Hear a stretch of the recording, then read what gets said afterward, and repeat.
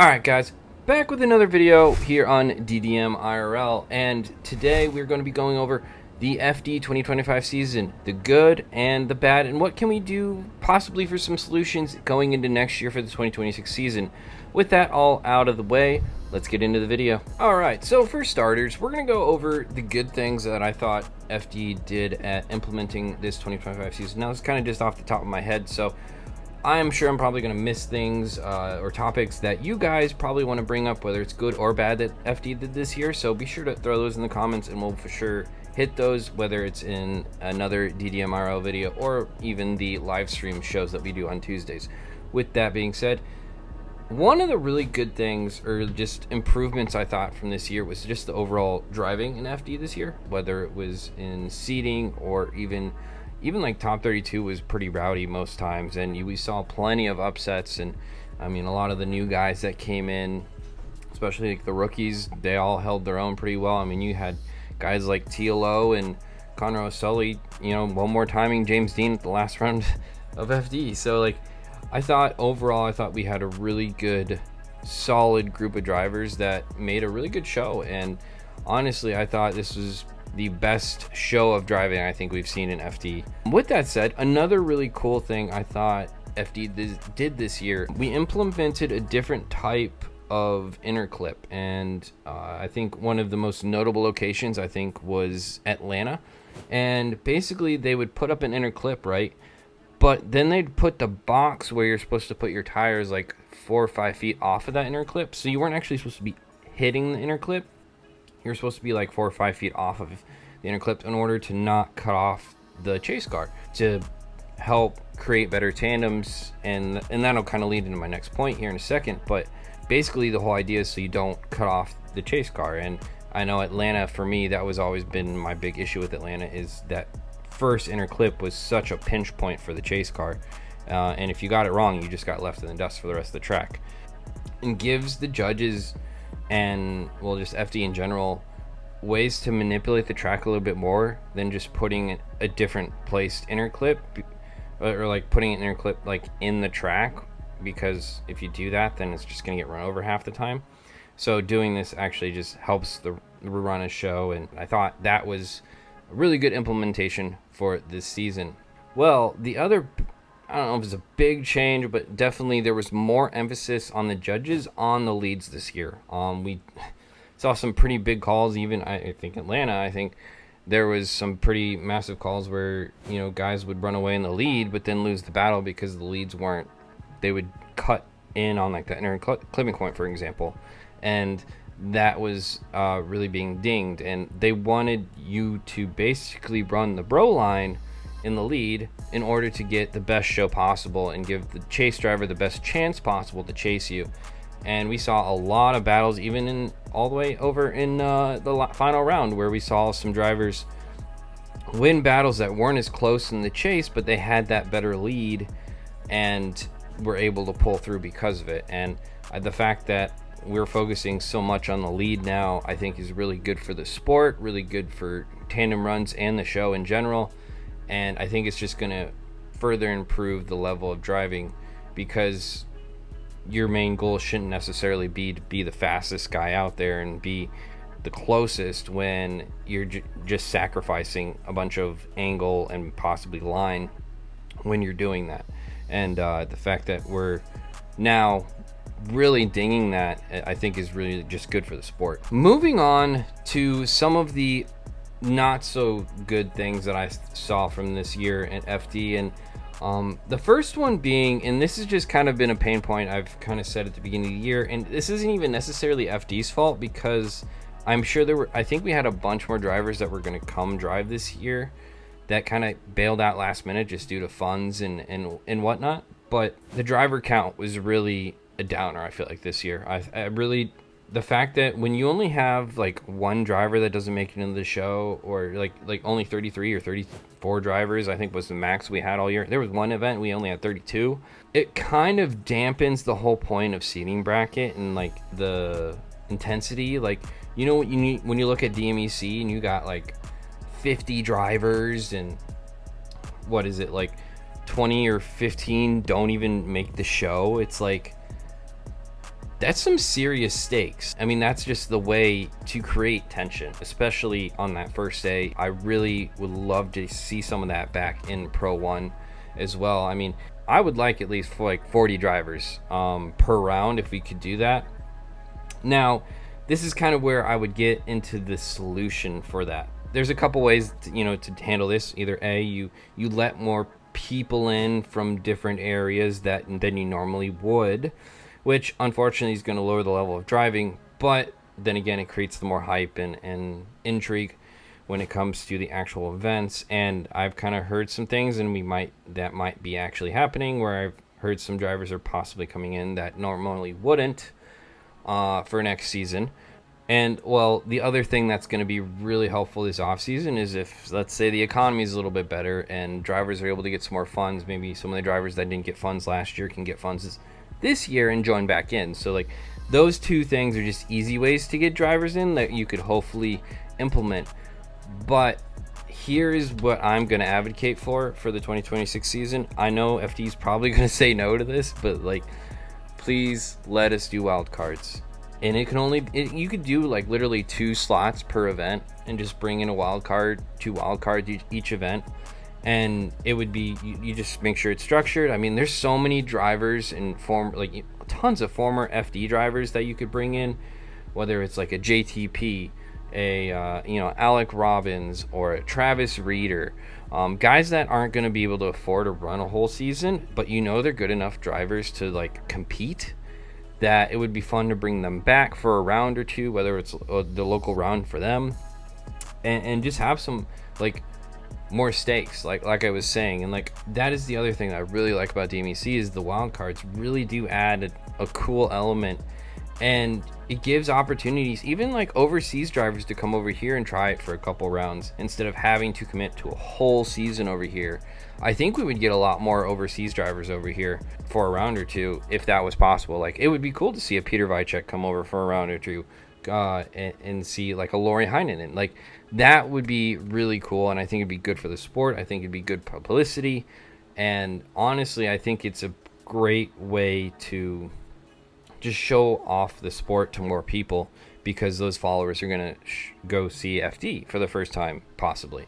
And I don't really understand any downsides to this other than, the people that, pay for the entire season or are there for the entire season might get knocked out. And to that I say, well, don't lose. Like honestly, like, you're there, you're supposed to be the pro that's been there the whole season. Don't let a wild card come in and knock you out like that. And that's what I would just say. Like, just don't lose to them. And if you do, okay, oh well, don't lose the next time. And it's like, I don't really see the actual downside to having wild cards.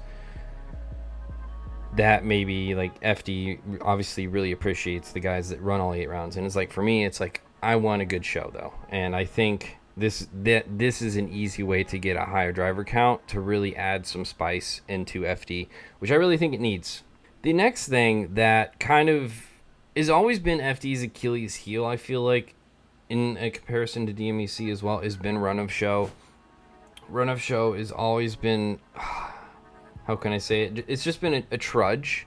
Now, obviously FD is a little bit different when it comes to the financials and how they do things, so they have to run commercials and stuff during their live stream versus where DMEC doesn't, because Red Bull basically pays for it all.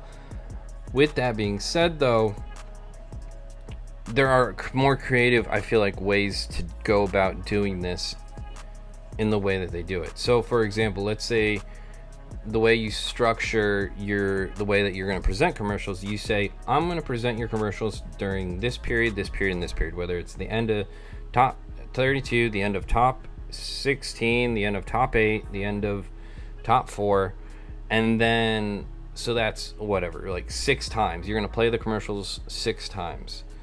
Well, let's say someone crashes in the middle of top 32. You play an extra set of commercials during that. Well, now you don't have to play a commercial later on in the show. And then you can just keep cars running. And I don't know how FD necessarily negotiates commercials or anything like that, or if there's a certain number of times they're supposed to be played. But like, that's what I would try and do. Or maybe you have to play it in that top 16 live stream. So, but like I said, it still applies. You get a crash in top 16, you play an extra set of commercials, then you don't have to play it later. Again, that's just one idea. Another thing that you could do is running the burnout box while judges are deliberating. It's weird because sometimes I feel like FD does this, and then other times where we're just sitting there waiting for the judges to decide, and then the guys that are waiting to go next are just sitting there, and it's like, just send the cars into the burnout box already, because that way, as soon as the judges make the decision, you say, yay, woohoo, celebrate, and then ready to rock and roll. There's no reason why we shouldn't be running the next battle as soon as possible. So that's what DMEC does, and it works pretty good. The third thing to possibly help with run of show, and I know the judges aren't going to like me for this one, but putting a time limit on judges for making a decision. And what I'm saying is, it can be 5 minutes. Okay, 5 minutes is a long time, in my opinion, to kind of debate something. If you can't make a decision in 5 minutes, one more time. I feel like that's just, it simplifies things a lot. It makes it so that you can send cars into the burnout box as soon as the run's done, and the cars that are in the burnout box know they're going to go within that 5 minute time frame. And that way it just kind of makes things run a little bit smoother, because we've had a couple 10-15 minute judges deliberating on calls, when I think most of those literally just turned into one more times as it was. So it's for me, I'm if you can't decide within 5 minutes who wins, one more time them and send them again. That way I think it helps a little bit on every end, because you get more battles, which, people, who doesn't like battles, right? But you also are running the show a lot quicker, and hopefully, we can get to a point where the judges are able to say, hey, I like this, this, and this. This is why we're going to pick this, and then move on, and just pushing everybody to just work that much quicker. And I think that is an easy way. And so let's say we don't start the clock until the judges have the replay up. Okay, let's say there's an issue getting the replay up. Okay, well then then you can take time longer until once the judges get the replay, then the clock starts. So that's kind of where you would have to do that. But yeah, a timer on the judges I feel like would go wonders with making the event run smoother. All right, so on to probably the most, I don't know if it's controversial issue that FD had this year, but it was seating bracket. Let's be honest, guys, seating bracket, it didn't work. It just plain did not work. I had a ton of issues as a proponent of seating bracket at the beginning of the year. I've never seen so many people, especially myself, proponents of seating bracket, just get shown up on how bad it is and how not to implement it. And I mean, it starts with, in my opinion, it starts with running the seating bracket based off previous events results, which to me makes literally zero sense. That it needed to be based off of season results, so we don't get someone like an Odie popping into seating bracket because he had one bad event, when there's other guys way behind him that need those points to stay in the hunt, but they just happen to win one 32 battle, but they're still way down on points. So I didn't understand why you would do it based on previous event and not on season points. Regardless, I don't think it worked, and partially because of the low driver count, and there was no stakes to run seating bracket, and the fact that you have buy runs and stuff, it adds into that low driver count issue.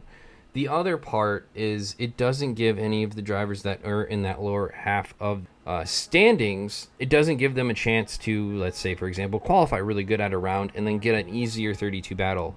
Every round, all of these drivers that are in seating bracket are going to have a hard 32 battle no matter what they do the first day. And I think it really hurts the overall event, but also helps drivers like a James Dean, who does well the event previously, but then has to do nothing on Friday to prove that he deserves the spot he's in. Literally all he has to do is show up. He doesn't have to qualify, doesn't have to even get off the trailer if you didn't have to. He's still your number one seeded person going into competition on Saturday. And I don't like that. I don't like the fact that he didn't have to do anything on Friday, literally, to be there. And for me, that's where the argument of qualifying makes so much sense. Qualifying not only is going to help lower end drivers get an opportunity to qualify high and get an easier top 32 battle on a round that they do good at, for example, or like a track they like or something like that. And it also does not protect drivers like James Dean. Shout out to James Dean for shouting out qualifying, by the way. He wants to bring it back. Just know this is going to hurt drivers like him who have a mechanical, for example, during qualifying, or mess up during qualifying, and then now they're at the back of the pack when it comes to, competition. And then now they have a harder route to go and try and win that event. And so I think it's qualifying is the great unifier when it comes to drifting, and it needs to be somehow implemented, whether you do one qualifying run and then a last chance bracket, basically style seating bracket, kind of like how they did, I think it was 3 years ago is how they did it, where it was like the least grade 8 or whatever it was. Like something like that, to me, makes a lot of sense, and I wouldn't be upset if they brought something kind of like that back. So that way you still do your qualifying, but then you still get some battles on Friday, which people like to see. So that would kind of be my best case scenario, where you're getting a little bit of both battles and qualifying on the same day. Or you just go back to straight old qualifying, which, again, if you increase that driver count, I think it would make qualifying a lot of fun and really intense. And you'd see a lot of like ups and downs, honestly, from drivers, with that being said. But yeah, so please, something needs to change with seating bracket, whether it's a mixture of qualifying and seating, but at some point, as James Dean said, bring back qualifying. And then on to kind of my final point, and this one's probably going to be the most I don't know if it's the most controversial point that I'm going to make, but there's just too much media in FD, I'll be honest. And at Long Beach we had at Long Beach we have 34 drivers, and then we had over 100 media people, not including the FD media guys. And here's the thing, so for those that don't know, FD makes money off of almost all of those media guys. When you apply for media, you got to pay for like a pass or whatever, and you pay a certain amount of money to go do media at FD, along with obviously submitting your credentials and stuff like that.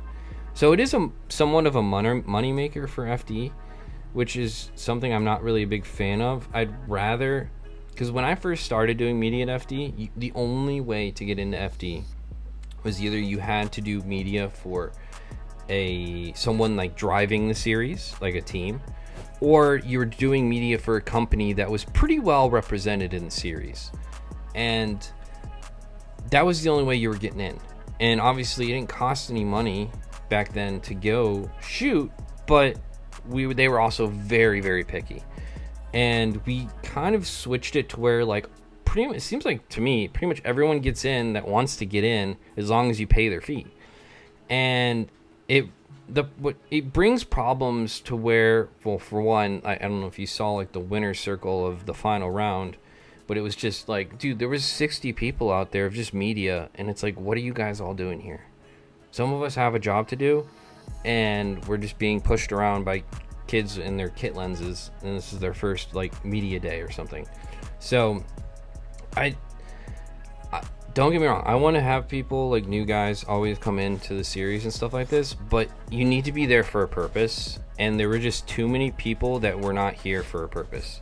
And that was the kind of hard thing to kind of see this year, and realize like FD just needs to be a bit stricter.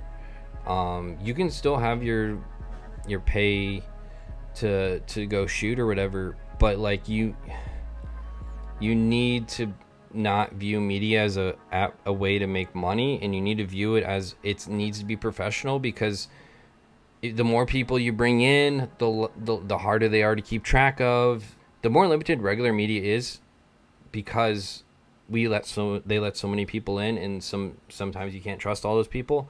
So it's like, if you only bring in the people you trust, then it gives us more of an opportunity to go shoot different locations at some of these venues than we normally would, because the only people getting in are like people they trust. So that was kind of a side point that I wanted to throw in, that I hope FD kind of sees and hears, that I don't want to like kick out a bunch of media, but you need to be there for a purpose, like a real one. Not that I want to go shoot FT because I think it'd be fun. I want you to be there. If you're shooting for a company, you're shooting for a driver, then come on. But like, yeah, so that's just another gripe I kind of had. A little bit different than some of the other points that I made today. But I'm sure I missed all kinds of different problems people had this year and stuff like that. I'm sure you guys have some really cool solutions as well. I'd love to hear them, honestly. So drop those in the comments below. This is just some kind of the stuff that I came up on top of my head. But I know there's going to be other points that other people are going to bring up. Check out our live streams, because we're going to probably be going over some of this stuff as well. If you guys liked the video, be sure to give a like, subscribe, and until next time, see you later. Peace.